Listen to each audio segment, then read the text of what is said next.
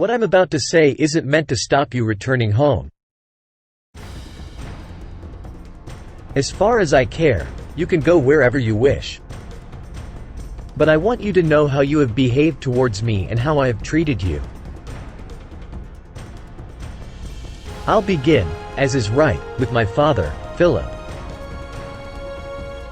When he found you, you were mere peasants, wearing hides, tending a few sheep on the mountain slopes. And you could barely defend them from your neighbors. Under him, you began living in cities, with good laws and customs. And he turned you from slaves into rulers over those very barbarians who used to plunder your land. He conquered most of Thrace, taking the best harbors so there was trade and prosperity, and put the mines to steady work. The Thessalians, they used to terrify you. Well, we rule them now. The Athenians and Thebans, always looking for a chance to attack Macedonia, were so humbled, myself playing my small part in the war, that they no longer take tribute from Macedonia, but instead depend on us for their protection. My father went to the Peloponnese and put their house in order. Then he was declared supreme commander of all the Greeks for the campaign against the Persians. An honor not just for himself, but for all Macedonians. This is what my father Philip did for you. Great enough on its own, but small compared to what you've gained from me. I crossed the Hellespont.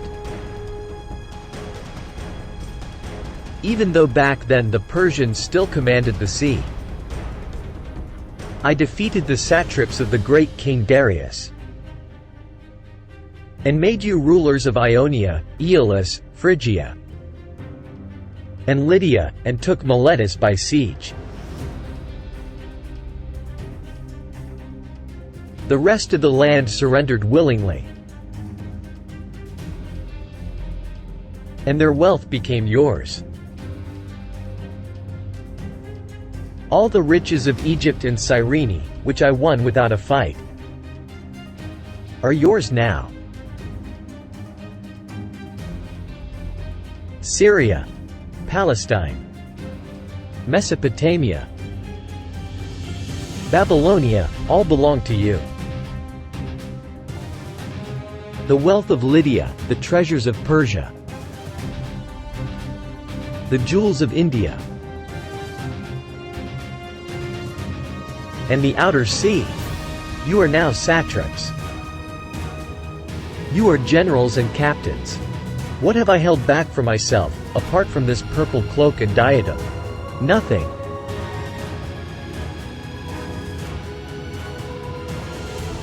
No man can point to my riches, only the things I hold in trust for you all. And what would I do with them anyway? I eat what you eat. I get no more rest than you. Many times I spent the night on watch so that you could sleep soundly. Who among you believes he's worked harder for me than I have for him? Come on! If you've got scars, strip and show them to me. I'll show you mine. There isn't one part of my body, the front, at least, that doesn't bear a wound. My body's covered in scars from every weapon you can think of. Swords, arrows, stones and clubs. All for the sake of your lives, your glory and your wealth. And yet here I still am, leading you, as conqueror of land and sea, rivers, mountains and the plains. We've celebrated our weddings together. Many of your children will be cousins of my own. I've paid off your debts, without asking how you got them. Even though you're paid well enough and pillage every city we take.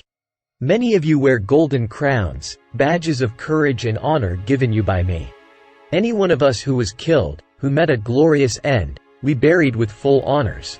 Many now stand immortalized by bronze statues in Macedonia. Their families are honored, and pay no taxes. Under my command, not one man has been killed fleeing the enemy. And now I wanted to send back some of you who've been wounded or crippled, or have grown old, to be welcomed back home as heroes. But since you all wish to go, then all of you, go.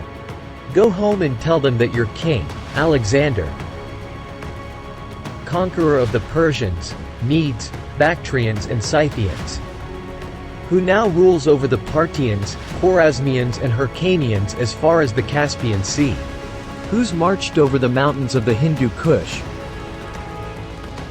crossed the Oxus and Tanais rivers, even the Indus, the first to cross it since Dionysus himself. I would have crossed the Hyphasis too if you hadn't cowered in fear, who sailed into the Great Sea from the mouth of the Indus, crossed the desert of Gedrosia, where no one had ever led an army, who took Carmenia, while my fleet sailed the Persian Gulf. When you get home, you tell them that when you made it back to Susa you abandoned him and went home, leaving him under the protection of the foreigners you'd conquered. Perhaps this report of yours will seem glorious in the eyes of men, and worthy in the eyes of the gods.